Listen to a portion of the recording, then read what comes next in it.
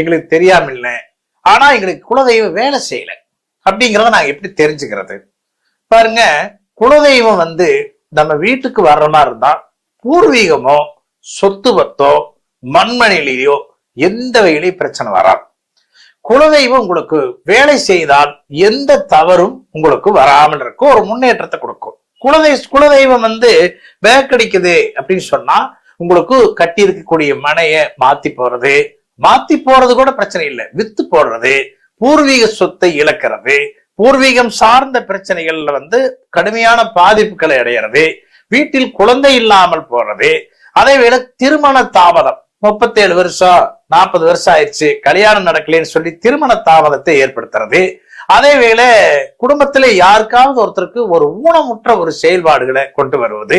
இதைத்தான் நாங்கள் ஜோதிடத்தில் என்ன சொல்லுவோம் என்றால், மார்பில் அடித்துக் கொண்ட சாபம், மன்னவாரி தூத்திய சாபம், முனிவர்கள் சாபம், பரதேசி சாபம், வள்ளுவர் சாபம், மூலிகை சாபம், குலதெய்வ சாபம் என்று சொல்லுவோம். அப்ப இந்த குலதெய்வத்தினுடைய முன்னோர்கள் வகையில ஒரு சாபம் என்பது உங்களுக்கு ஒன்று இருந்தால் இது போன்ற பலன்கள் நடக்கும்.